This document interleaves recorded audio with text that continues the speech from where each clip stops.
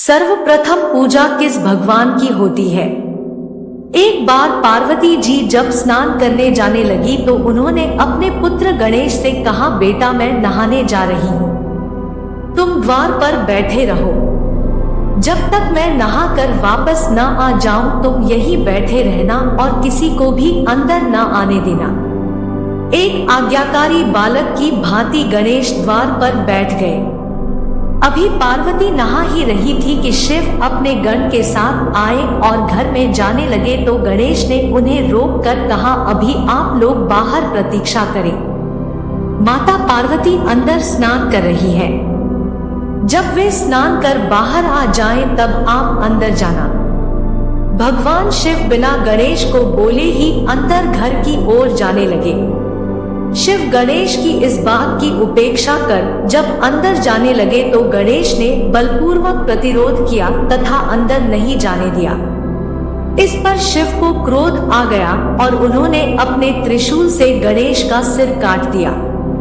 इतने में पार्वती स्नान कर बाहर निकली और गणेश की सी दशा देखी तो क्रोध से उनकी संहारक शक्तियां जागृत हो उठी। उसी समय देवर्षि नारद नारायण नारायण करते वहां से गुजरे। उन्होंने माता पार्वती से प्रार्थना की, मां जगदम्बे, अपनी संहारक शक्ति समेटो, आपके पुत्र को जीवित कर दिया जाएगा। नारद जी की बात सुनकर शिव ने एक गज शावक का सिर काटकर तत्काल गणेश के धड़ से जोड़ दिया।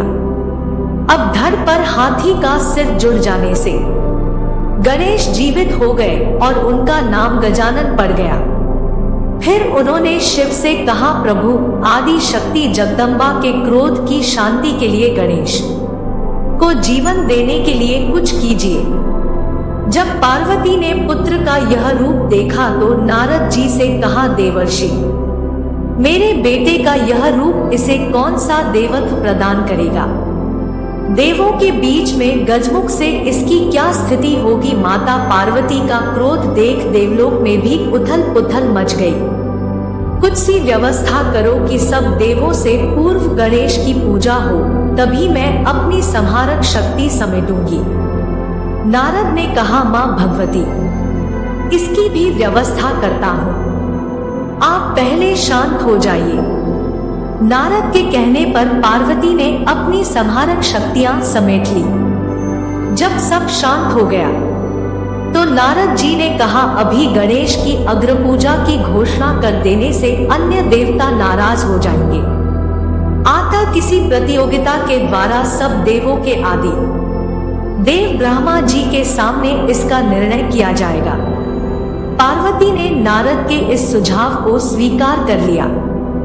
ब्रह्मा जी के सामने यह प्रस्ताव रखा गया कि इतने सारे देवी देवताओं में सर्वप्रथम किसकी पूजा की जाए, कोई भी शुभ कार्य करने से पहले किस देवता की प्रतिष्ठा की जाए, इसकी कुछ व्यवस्था कीजिए। देवताओं को भी यह प्रस्ताव पसंद आया। सबने कहा, हासा हो जाए तो ठीक होगा, लेकिन कोई भी देवी देवता इस बात को लेकर रुष्ट नहीं होगा कि मानव ने पहले मेरी पूजा नहीं की। ब्रह्मा जी ने कहा, तुम्हारा प्रस्ताव उचित है नारद जी, तुमने सी समस्या रखी है तो तुम ही कोई सी योजना बताओ कि जिससे निर्णय हो सके कि किस देव की अग्रपूजा की जाए। नारद ने कहा, तात मेरे विचार से तो एक प्रतियोगिता का आयोजन किया जाए। देवी देवता अपने अपने वाहन पर सवार होकर इस पृथ्वी की परिक्रमा पूरी कर सबसे पहले आपके पास आ जाए, वही अग्रपूजा का अधिकारी हो। देवर्षि नारद के इस सुझाव को सबने स्वीकार किया। ब्रह्मा जी ने भी इसे स्वीकृति दे दी। सब देवता अपने अपने वाहनों पर सवार होकर पृथ्वी की परिक्रमा करने निकल पड़े। गणेश जी अपने चूहे पर सवार हुए। वे ही सबसे पीछे रहे। उनकी सवारी चूहा अन्य देवताओं की सवारियों का क्या मुकाबला करता, पर प्रतियोगिता में भाग तो लेना ही था। नारद गणेश का उपक्रम देख रहे थे तथा विचार कर रहे थे कि गणेश तो शरीर में वैसे भी लंबोदर, भारी भरकम, ऊपर से सिर भी हाथी का है। इनकी सवारी भी विचित्र चूहा जैसा छोटा सा जीव कैसे पृथ्वी की परिक्रमा करके सफल होंगे। उधर माता पार्वती को वचन दिया है कि उनके पुत्र गणेश की अग्रपूजा होगी।